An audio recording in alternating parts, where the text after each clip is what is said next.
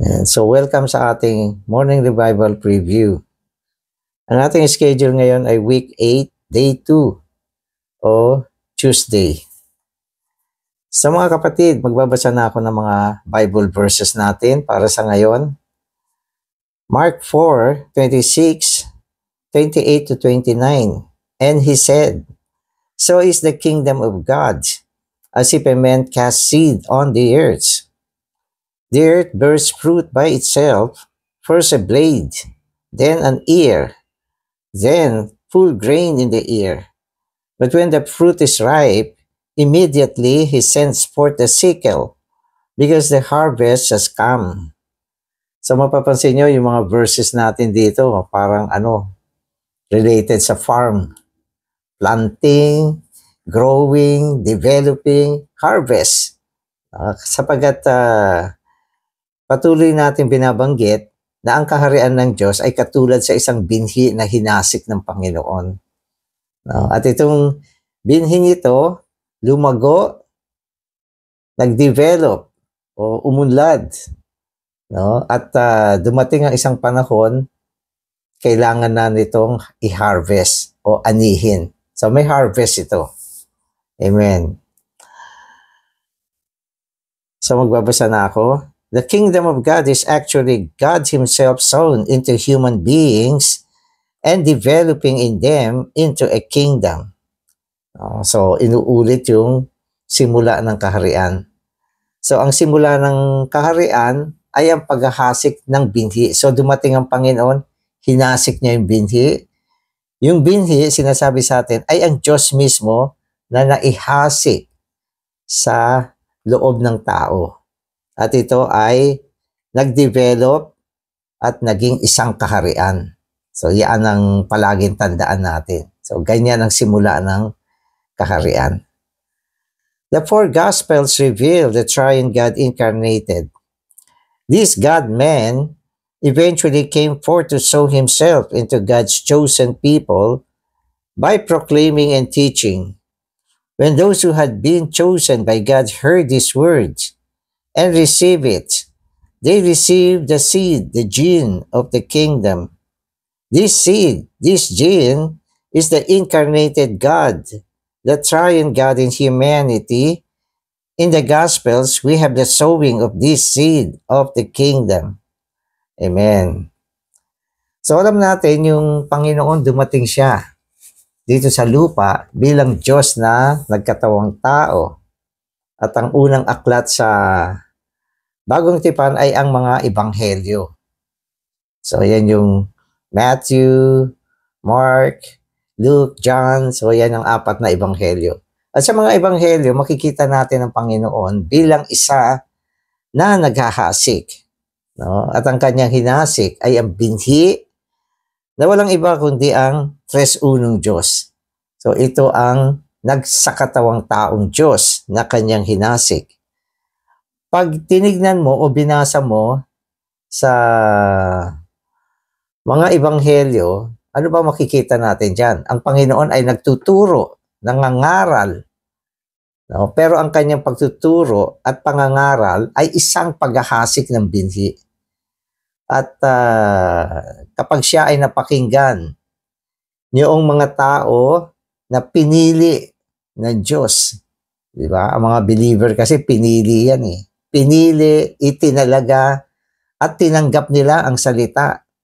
Ang tinanggap nila ay ang binhi na walang iba kung hindi ang Tres Unong Diyos, at ito yung gene ng kaharian. Itong pagsahasik na ito, makikita natin sa mga ebanghelyo. So sa ebanghelyo siya inumpisahan. Tapos sabi niya, in Acts, sapagkat pagkatapos ng Gospels, ano susunod? Acts, mga gawa.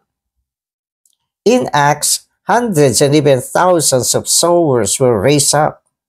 All these sowers were those who received the seed, the gene.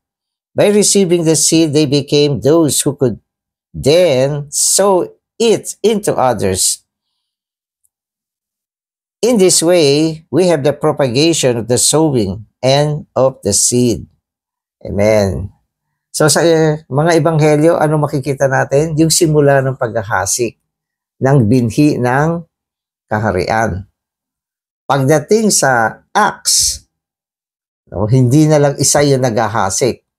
So nag-umpisa siya sa isa, ang Panginoon. Pero pagdating sa Acts, sabi niya, hundreds, thousands of sowers. Ang dami ng farmer. Ang dami ng tagahasik. No, yung mga tumanggap ng paghahasik ng binhi, naging sower din sila. No, katulad natin. No, tayo ay, sa panahon na ito, umabot sa atin. Yung sinimula ng Panginoon doon sa gospel, okay, ng paghahasik, nag-iisa pa lang siya. Pagdating sa Acts, madami na ang naghahasik. No, at yan na yung tinatawag nating propagation. Propagation. Kaya madalas naririnig nyo sa recovery yung salitang propagation. Ang propagation ay pagpapalaganap na. Kaya yung propagation doon, no, mga 2,000 taon na nakakaraan, tuloy-tuloy na yon. No, yung gawa doon sa Acts, tuloy-tuloy na. Kaya yung aklat ng Acts, walang ano yan walang ending Kasi propagation yan No, yan ay pagpapatuloy ng kung ano ang sinimula ng Panginoon, no, at isinagawa siya ng mga disipulo, sinagawa siya ng mga daan-daan at libu-libong mga believer, no, na nakatanggap ng paghahasik ng binhi. So lumaganap na siya, okay, at patuloy na nagdi-develop hanggang sa panahon natin ngayon. So tandaan mo, ikaw ay isang tagahasik. Naghahasik ka ba? So dapat ginagawa natin ito. No, naghahasik tayo sa pamamagitan ng pagpe-preach ng gospel. No, ang gospel natin ay gospel of the kingdom. Hinahasik natin yung binhi. Walang iba kundi ang tres unong Diyos. No, at kapag ito ay hinasik natin, yung binhi ng kaharian, yung gene ng kaharian, maihahasik tungo sa mga tao. At sila, maghahasik din. Kaya tuloy-tuloy ito, hindi mo na kayang mapigil. No, ang gawain ng Panginoon ay isang gawain ng pagpapalaganap. No, at ito ay tuloy-tuloy. Nagdi-develop, nagiging ang kaharian. At dadating ang panahon, magkakaroon ng harvest. Amen. Okay. So, further development of the kingdom gene is seen in chapter 1 of 2 of 2 Peter. In 2 Peter 1:3 and 5-7, we have the steps of the development of the seed unto maturity. Peter indicates that if we have the development, the entrance into the eternal kingdom of our Lord and Savior, Jesus Christ, will be richly and bountifully supplied. So maganda ito. Amen. So kanina, sinabi natin, yung simula ng paghahasik ay sa mga Gospels. Yung pagpapatuloy, yung propagation ay sa Book of Acts. Tapos yung development, makikita natin sa mga epistles. Yung mga epistles, ito yung mga sulat ng mga apostol. Epistles of Paul, epistles of Peter, epistles of John. So, yan yung mga sulat nila. So, sa mga sulat, ano makikita natin? Development of the kingdom. Amen. Tapos binanggit sa atin, particularly, yung chapter 1 and 2 of Peter. Okay, na kung saan pinakikita sa atin ang mga hakbang ng pagpapaunlad ng binhi. At ito ay tungo sa pagkagulang. Yan. So, yung development niya, ang direksyon niya ay gumulang. Ibig sabihin, yung paggulang ay pagtatatag ng kaharian. Magiging solido yung kaharian. So, yun yung sinabi sa atin. No? Tapos binanggit dito yung entrance sa eternal kingdom ng Panginoon. No? Sabi rito,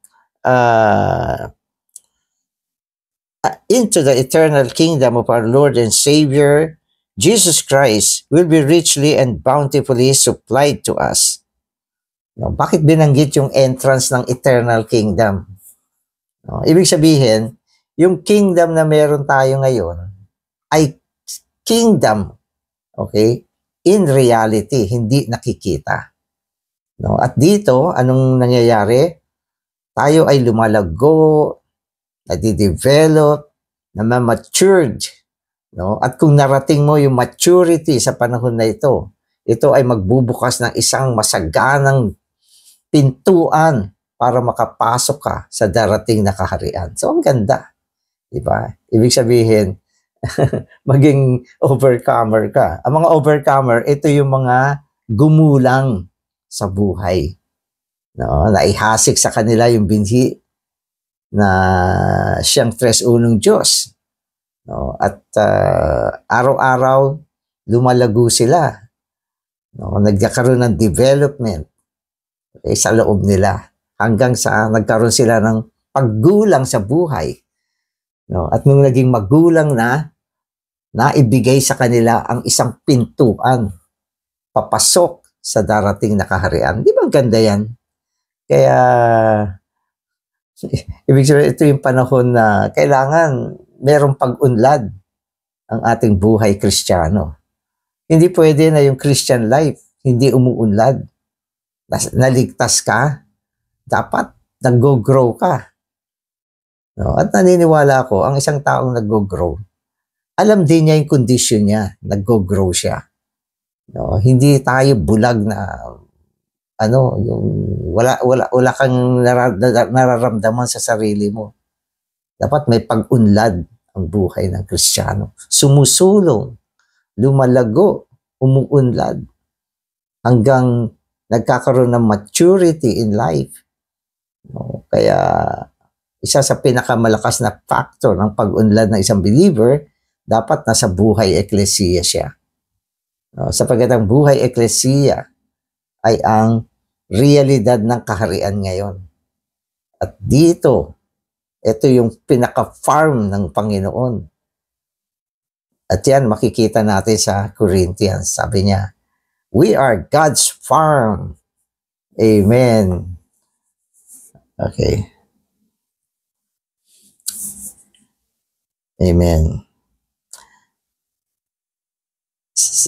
Okay, so yung kanina nalampasan ko yung ito yung first part ng today's reading. Sabi niya, in the epistles we see the growing of the seed. Okay? The gene of the kingdom. We see this growth in particular in chapter 3 of 1 Corinthians. Here in this chapter, we have the growth, the development of the seed. So, epistles din yung 1 Corinthians. Tapos, saka binigay sa atin yung special portion sa 1 Peter na kung saan sinasabi na ang kung ikaw ay may gulang na, no, ibibigay sa iyo ang isang masaganang pintuan para makapasok ka sa kaharian. Amen. So the harvest of this seed is found in the last book of the New Testament, the book of Revelation. According to Revelation 14, we first have the first fruits and then the harvest. Amen. Ito na yung harvest. So, nakita natin yung portion. Merong sowing of the seed, Gospels. Meron yung propagation sa Acts. Tapos meron yung development. Saan? Sa mga epistles. No? Particularly sa 1 Corinthians 3, binanggit yan. At sa book of Peter, binanggit sa atin na ang development nito ay magre-resulta sa maturity. At pag nangyari yan, bubuksan ang isang pintuan, no, upang tayo makapasok sa kaharian. Tapos pagdating naman sa harvest, okay, ang harvest naman ay nasa book of Revelation. So anong makikita mo sa book of Revelation? First fruit. 144,000. Okay, nagumulang bago bumalik ang Panginoon. At itong mga unang bunga, sila ay buhay pa. Mga buhay ito na mga mandaraig. 144,000. At sila ay mararapture bago dumating yung Great Tribulation. Kaya sa Revelation, makikita natin yung first fruit and then harvest. Unang bunga, pagkatapos yung harvest. Yung harvest dito, ito yung majority of the saints na hindi na rapture. At dumaan sila sa isang matinding kapighatian ng 3.5 years. At yung matinding kapighatian na ito, magiging isang malakas na sikat ng araw upang pilitin sila na gumulang. At yung pagkaraan ng 3.5 years, sila yung magiging harvest. Pero may nauna na sa kanila. Yun yung first fruit. Yun yung pinakamagandang portion. Yung first fruit. Kaya yan dapat ang pangarap ng mga believers, maging first fruit. Hindi natin alam. Baka ang Panginoon dumating sa panahon natin na buhay pa tayo. Dapat first fruit ka. Kaya ang paggulang is a must. Maturity is a must.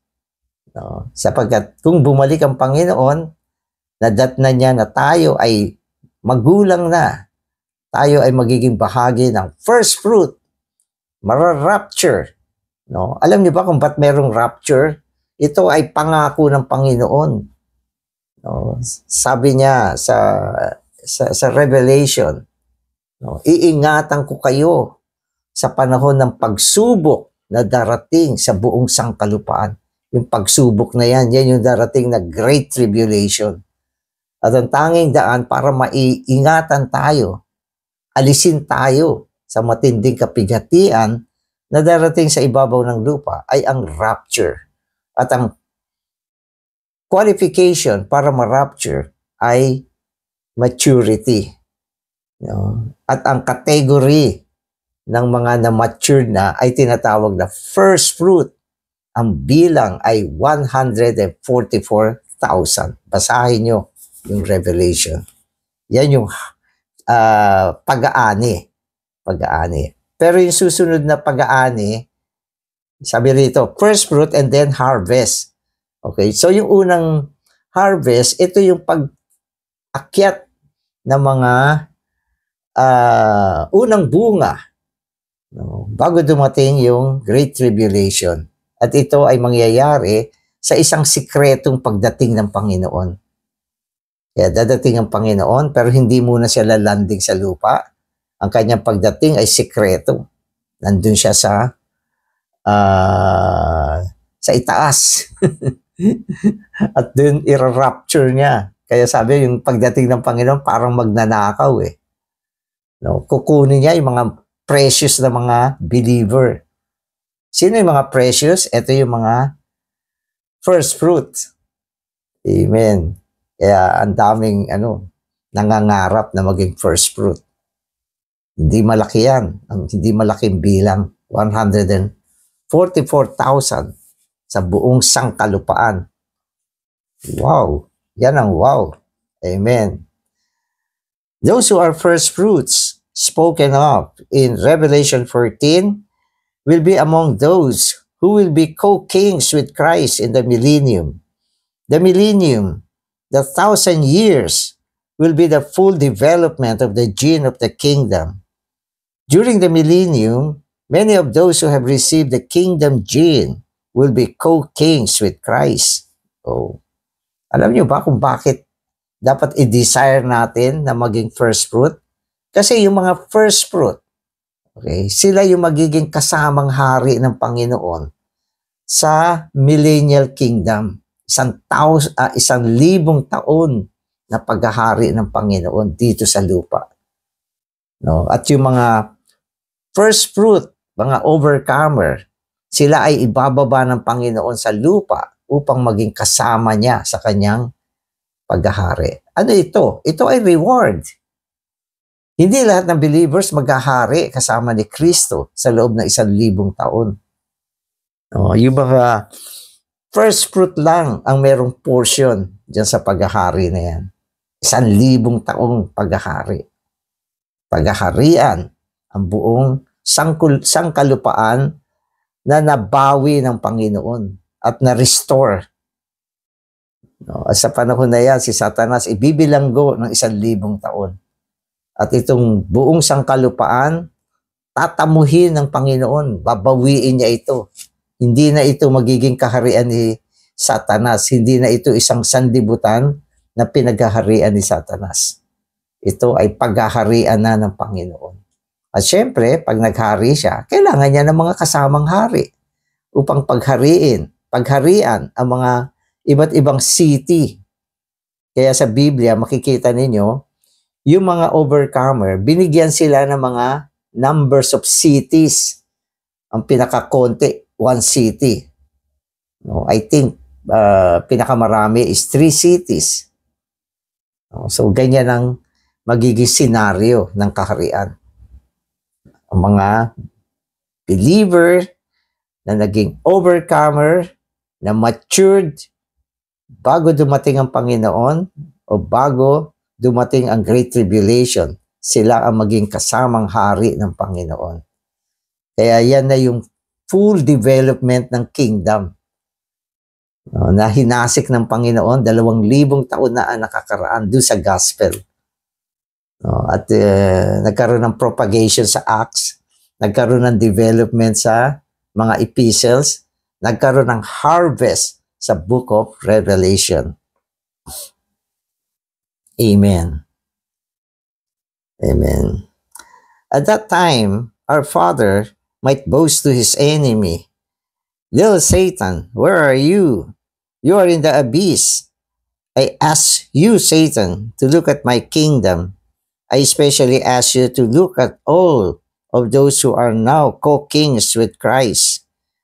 Many who have believed in my Son and received the gene of the kingdom have become co-kings with him. My Son is the king, and all the overcoming believers are his co-kings. Satan, look at the king and the co-kings. What a wonderful kingdom this is." Yan. No, naipakita ng Diyos ang kanyang multifarious wisdom. No, na itong mga taong dati, mga fallen, di ba? Mga makasalanan. No, tinanggap nila yung seed, yung gene ng kingdom. Tapos, lumago, nag-develop.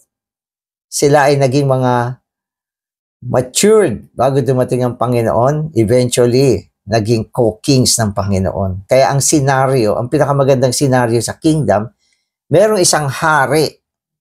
Itong haring ito ay si Kristo, hari ng mga hari. At meron naman mga co-kings kasamang hari, no, na naging overcomer. At sasabihin ng Diyos, yung ama na yon, "Oh, Satanas, tignan mo ito, tignan mo itong kaharian. Makikita mo dito yung anak ko. Siya ang hari." No? At meron siya mga kasama na mga kasamang hari na nagahari. Tingnan mo, ito na yung kaharian ko, sabihin ng Diyos. Yan na yung solidong kaharian ng Diyos. Kaya sa Biblia sinabi, isang araw yung kaharian ng sanlibutan, magiging kaharian na ni Kristo. Yan na yung harvest na inaantay natin. Pero, ay, nakakalungkot. Hindi lahat nandun. Hindi lahat nandun. Di ba? Yung mga believer sa ngayon, di ba? Ini-enjoy nila yung kanilang buhay kaluluwa. Mawawala yan. No? Pero yung mga tinakwil ang kanilang mga buhay kaluluwa, tatamuhin nila yan. Ang kasiyahan ay tatamuhin nila, no, pagdating ng pagpapakita ng kaharian. Kaya mga kapatid, hindi tayo bulag. No? Dapat alam natin lahat ito. At itong pagkaalam natin, ito ang dapat mag-motivate sa atin. No? Magpasulong sa atin. Magkaroon tayo ng isang desire, no, para sa darating na kaharian. Amen. Kaya ang ganda yung word, sabi niya, what a wonderful kingdom is this. No, isang wonderful, kamangha-manghang kaharian ito. Amen. At the end of the millennium, Satan will be released and allowed to rebel again. Although Satan will instigate rebellion among the nations, he will not be able to touch the co-kings, for they will have transformed by the kingdom gene. All the rebellious element that is in the fallen humanity of these co-kings will have been swallowed up by the kingdom gene. Therefore, it will be impossible for Satan, the evil one, to instigate the kingdom gene people to rebel against God. Amen. So ito naman senaryong binabanggit dito. Ito ay pagkatapos ng 1,000 taong kaharian. Kasi 1,000 years lang yung millennial. Reward kasi yan eh. Hindi pa yan yung eternity. No? So pagkatapos ng 1,000 years na millennial kingdom, si Satanas naman, hindi pa yan naihagis, no, sa dagat-dagatang apoy, kundi binilanggo lang sa abyss. No? At dahil natapos na yung 1,000 years, i-release siya, papakawalan siya. No? At katulad ng binanggit natin, meron pang tinatawag na mga nations, no, dito sa lupa. Ito yung mga nations. Ito mga nations ay naibunga sila nung panahon ng Great Tribulation. Mababait yan nung panahon ng Great Tribulation. Pero dumami uli sila. Yung mga mababait, siyempre, dumami ang mga nations. Libo-libo. Itong mga nations na ito, wala silang buhay ng Panginoon. Sila yung mga bansang pinaghaharian. No? At kapag si Satanas ay na-release na, siya ay susulsul uli ng isang rebellion laban sa Diyos. Isipin mo, nagkaroon na ng 1,000 taong paghahari. Yung mga nations na restored na. Si Satanas na bilanggo. Pero pagkaraan ng 1,000 taon, pag pinalaya siya, ayan na naman. Gusto niya uling mag-umpisa ng malaking pagsagsagawa sa pamamagitan ng pag-instigate ng rebellion. At kapag binasa nyo yung Revelation kasi, yung rebellion, yun ay dun sa lugar ng Gog and Magog. Yung Gog and Magog, ito yung lugar ng Russia. Russia yan eh. Mga rebelde yung tao dyan. No? At yung nature kasi ng mga Russian, no, ay mga mahilig sa pagre-rebelde. Hindi maganda yung mga nature nila. No? Kaya yung mga gulo sa mundo, madalas andyan yung mga Russian. Sila yung mga nakikipaggera, nang aagaw ng mga teritoryo. Pwede ko sabihin iyan ay mga prinsipyo ng mga komunista. Pero hindi naman yan ang topic natin. Pero sa Biblia, sandali lang naman itong rebellion na ito. No? Pagkatapos dyan, pag may rebellion, tutupukin lang yan ng Diyos. Tatawagin ng Diyos yung apoy sa sangkalangitan para tupukin itong mga taong ito na kasindami ng buhangin sa dalampasigan. Ang dami niyan. No? Pero maiksing panahon lang yan. Pero ang maganda dito, yung mga co-kings, hindi ito maapektuhan ng rebellion. No? Kasi sila ay transformado sila. No? Bagamat ang isang natisod na tao, meron siyang rebelding kalikasan. Pero dahil sa transformation na dinaanan ng mga hari, kasamang hari ng Panginoon, hindi na sila maapektuhan nitong rebellion na ito. No? Transformed na yan. Stable na yung mga yan. Ang maapektuhan lang yan ay yung mga bansa na walang buhay ng Panginoon. No? So yan ay mangyayari pagkatapos ng Millennial Kingdom. O ito naman yung susunod.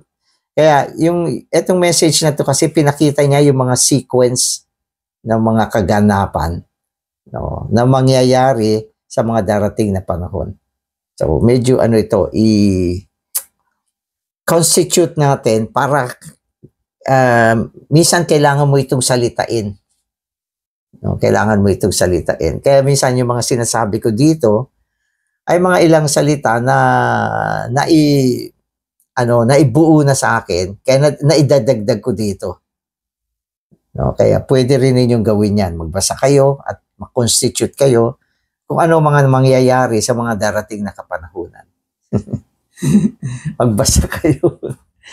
Okay, so, yun, pagkatapos ng millennium, ganyan yung scenario. Pagkatapos naman ng millennium, okay, meron naman positibong bagay na mangyayari. Ito ay ang bagong langit at bagong lupa. O babasahin ko to. In the new heaven and new earth, God will have an eternal kingdom with the New Jerusalem as the capital. The New Jerusalem will be a composition of kings, and these kings will rule over and fully restored nations. Then God will have an eternal kingdom as the full development of the gene sown in the Gospels by Jesus the Nazarene, who was a triune God in humanity. O, ito naman yung scenario. Pagkatapos ng Millennial Kingdom, natapos na yung rebellion, natupok na lahat ng mga rebelde. Hindi naman lahat ng nations magiging rebelde. So, meron din mga nations na hindi lalahok dyan. Okay? At ito yung mga bansa na paghaharian sa darating na Eternal Kingdom. So, ano mangyayari dyan? Itong lumang langit at lumang lupa, o ito, idadagdag ko, ito ay tutupukin din. Ito ay susunugin. Hindi na ito gagamitin ng Diyos. No? Sapagkat itong lumang langit at lumang lupa, bagamat ito ay na-restored, yung panahon ng millennium, 1,000 taon, restored na. Ganda na uli ng langit at lupa. Pero pagkatapos ng 1,000 years, ayaw na ng Diyos itong lumang langit at lumang lupa. Ang Diyos ayaw ng luma. Bagamat maggumanda na, ayos na. Sa atin, pwede na yan eh. Mga restored, okay na sa atin yan. Pero sa Diyos, ayaw niya yan. Sapagkat yan ay namantsahan na ng kasalanan. Yun ang dahilan. No? Ano na to? Yung mantsa niya, ayaw ng Diyos. Kaya, boom! Itong lumang langit, lumang lupa, hindi mo na makikita to. At ibababa niya ang isang bagong langit at bagong lupa. At ang kapitolyo nito ay ang bagong Jerusalem. Physically, parang physical siya. Pero kung tutusin, ang bagong Jerusalem ay ang mga napasukdol na mga believer. Isipin mo, pagkatapos ng 1,000 years, kailangan pa rin mapasukdol. Pero sa bagong Jerusalem, lahat ng believer andyan na. No? Sa millennial, hindi lahat nandyan. Yung mga hindi na naging overcomer, 1,000 taon, ilalagay muna sila sa isang lugar na kung saan sila ay papagulangin. No, hindi kasi sila gumulang eh. Yun ang problema eh. Hindi sila gumulang. Wala silang maturity. No, yan yung mga believer na defeated. Yan yung mga believer sa panahon na ito. Ayaw mag-church life. Na-o-offend. Nasasaktan. Ayaw nang bumalik sa church life. Bakit ayaw mong bumalik, brother? Na-offend ako eh. No? Sabi ni nakaraan sabi sa atin, blessed are those who are not offended. Paano na yan? No? At ang mga iba naman, nagmahal sa sanlibutan. Ang iba naman, hindi naghabol sa Panginoon.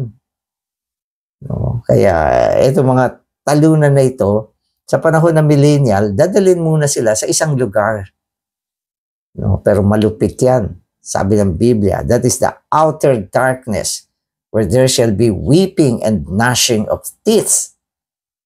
Isang kadiliman na lugar na kung saan mayroong pagtangis at pangangalit ng ipin. Diba? Saklap. Yung mga iba nasa millennial, Hawkins. Tapos, ikaw naman, nandun sa kadiliman. May pagtangis, pangangalit ng ngipin. Ano yan? Yan ang disiplina ng Panginoon. Pero pagkaraan ng 1,000 taon, itong mga nadisiplina, mga lumago na to, wala, pwedeng hindi ka lalago dyan. Gumulang na. At sama-sama, maging ang bagong Jerusalem. Welcome uli sa kaharian. Oh, welcome uli sa kaharian. No? At yan yung magiging senaryo. No? Pero sa bagong Jerusalem, andyan pa rin yung mga hari, mga kasamang hari ng Panginoon. Andyan pa rin yung mga mamamayan. No? Yan yung mga nations na hindi naapektuhan ng rebellion. No? At ito ay magiging isang kaharian na tinatawag nating eternal kingdom with the new heaven and new earth. And this will be eternity. Amen.